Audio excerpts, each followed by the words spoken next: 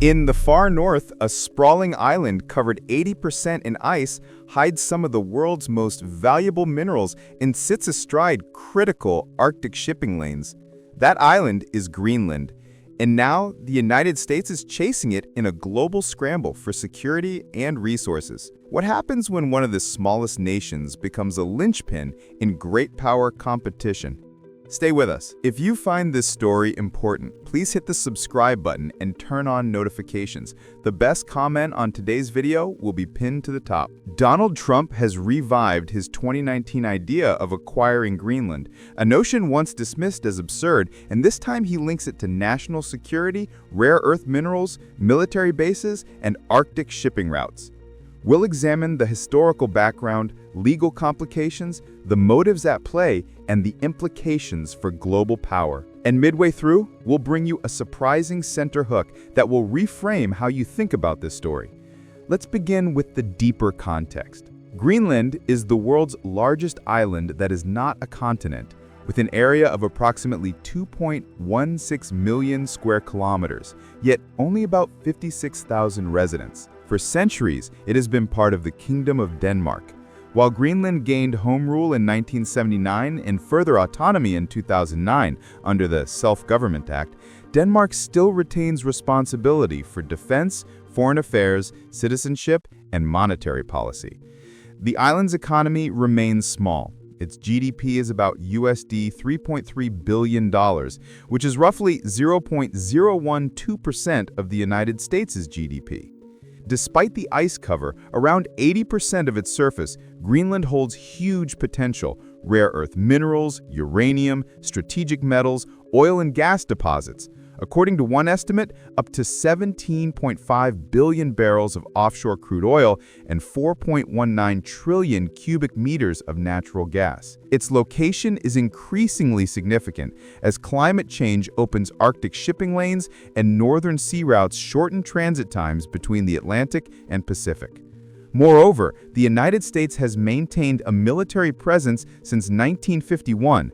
The Pituffik Space Base, formerly Thule Air Base in northwestern Greenland, plays a major role in missile warning and space surveillance. All this makes Greenland far from remote. Instead, it is emerging as a strategic frontier. Back in 2019, Donald Trump shocked many when he announced publicly that he wanted to buy Greenland, calling it strategically important. At the time, most treated it as a rhetorical flourish, but fast forward to 2025, and his administration revived the idea, this time more forcefully and tied to a broader foreign policy blueprint. Why the revival now? There are several overlapping motives. Military or defense. Greenland sits between North America and Europe, and control of its terrain enables monitoring of Arctic approaches, missile warning capabilities, and presence in an increasingly contested region. Resources and supply chains. Rare earth and strategic minerals are essential for electric vehicles, defense systems, satellites, and more. The U.S. wants to reduce reliance on China and secure future supply chains. Greenland offers a potential node: Arctic shipping routes. As the ice recedes, northern shipping routes shorten transit times between the Atlantic and Pacific.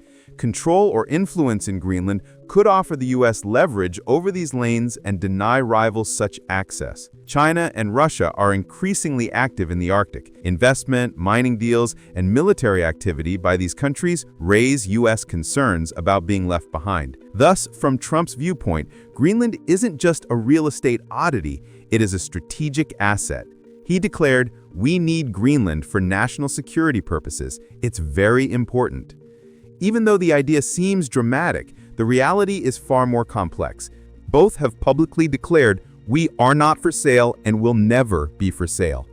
In addition, the Strategic Defense Agreement of 1951 between the U.S. and Denmark gives the U.S. rights of military use of Greenland but does not transfer sovereignty.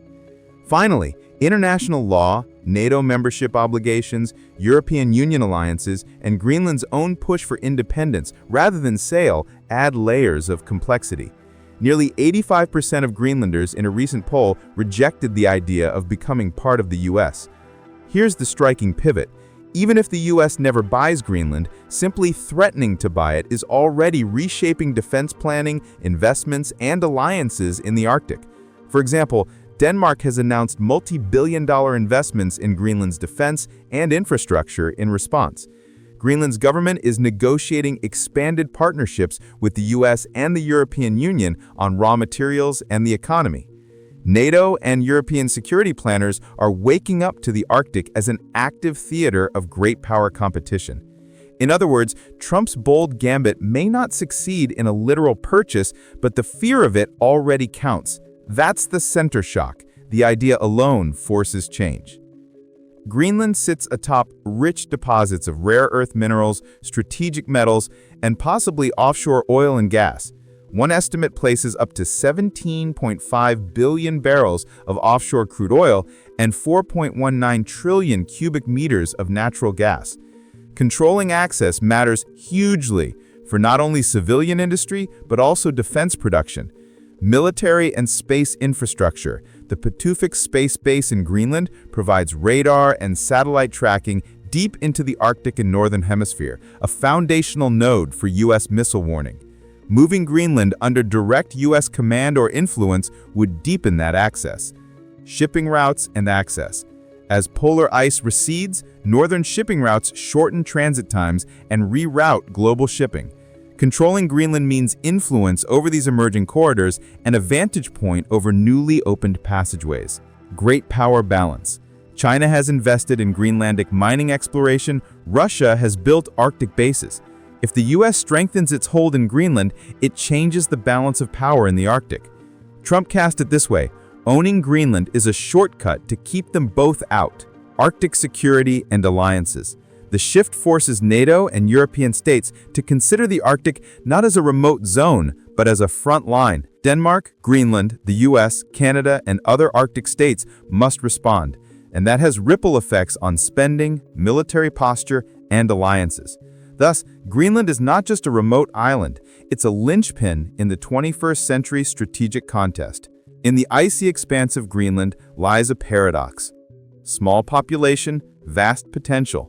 Remote geography, loud strategic significance. The idea that the United States might buy Greenland sounds extraordinary, but the idea itself is already sparking investment, defense realignments, diplomatic rows, and a deeper recognition that the Arctic is now a stage for global competition. Whether Greenland is ever sold or not, one thing is clear: its future will matter not only to the islanders, not only to Denmark and the United States, but to the shape of geopolitics in the decades ahead.